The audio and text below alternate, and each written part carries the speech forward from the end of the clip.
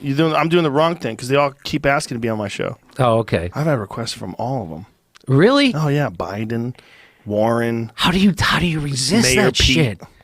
Because I have my friends. I'd rather talk to my friends. Yeah, I know. I get a I boner. like Tulsi and I like Bernie. That's it. Oh yeah? Everybody else can eat shit. Look at you, fucking progressive. Yeah. Well, I've always been. Yeah.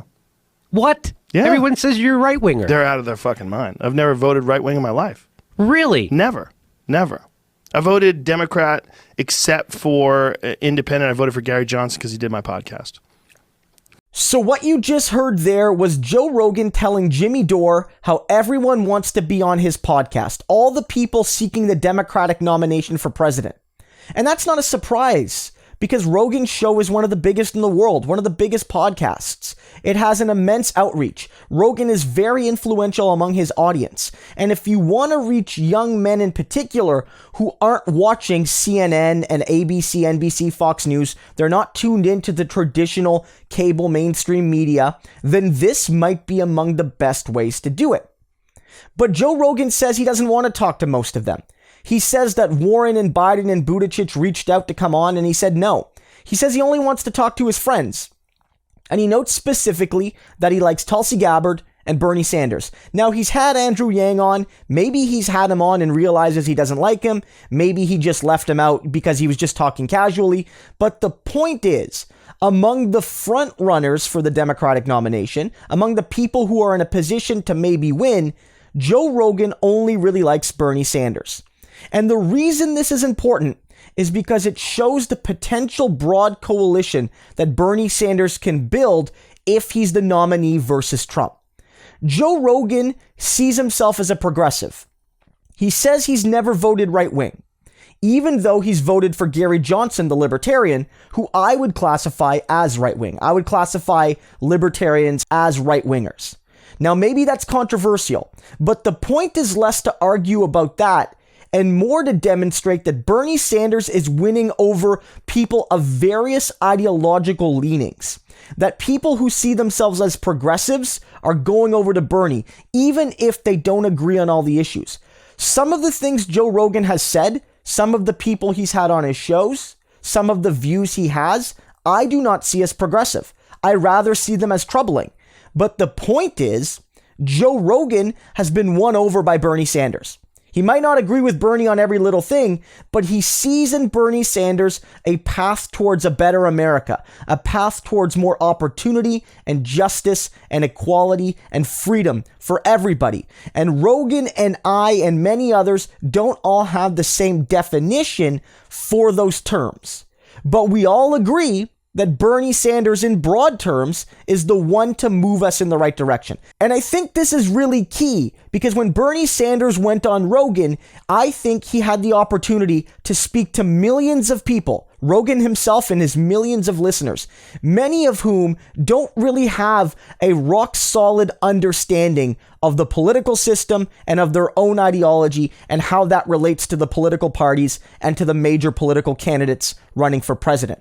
And Bernie Sanders was able to explain how democratic socialism can mean a lot of things to a lot of different people, and in so doing, speak to the injustices that they face in their day-to-day life. Whether it's criminal injustice, whether it's economic injustice, whether it's environmental injustice, whether it's social injustice, whether it's injustice based on your orientation or your gender, Bernie Sanders can speak to that. And even though Joe Rogan and some of his listeners may have views that I see sometimes as conservative, maybe as right-leaning, they still see in Bernie Sanders this potential to move in a good direction.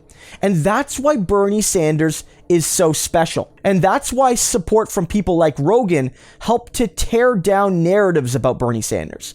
One of the narratives about Bernie and other, new progressives in the Democratic Party is that their ideas are popular, but only with a segment of the population, only a segment of highly educated, clustered elites. And regular people, they're not really going to find Bernie Sanders' politics all that appealing. But Joe Rogan really isn't one of those typical progressives. He doesn't sound like it. He doesn't talk like it. He doesn't look like it. His listeners don't necessarily fit that demographic. Joe Rogan is not somebody you would see as a quote-unquote PC SJW, Joe Rogan doesn't fit those stereotypes. And so whether you like him or not, he is evidence that Bernie Sanders is indeed reaching out beyond the quote unquote far left / liberal bubble, and he's building coalitions into broader America.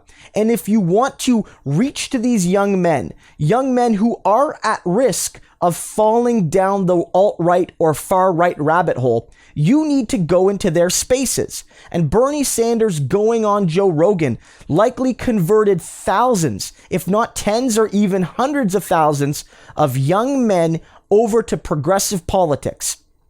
They might have not heard of progressive politics framed in a way that appeals to them and their families and their communities. But Bernie Sanders did that. He linked economic injustice to social injustice to environmental injustice. It was not performative wokeism. It was good old-fashioned democratic socialism sold to people in a way that appealed to them and they could understand, and that they could further communicate to their friends and the people they knew. So Joe Rogan and I, we don't agree on everything. A lot of people have made strong criticisms of how Joe Rogan at times has given too much airspace to far-right voices. But that's not the point here.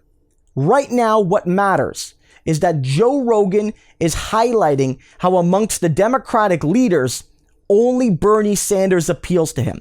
And that's going to mean something to his listeners. That's going to mean something to this race. Don't sleep on Joe Rogan and his influence in a close Democratic primary. And what this ultimately shows is that at the end of the day, if you want someone to build the broadest coalition of people to defeat Donald Trump, linking economic and social and environmental justice in a way that hasn't been done maybe ever, then Bernie Sanders is the only choice right now.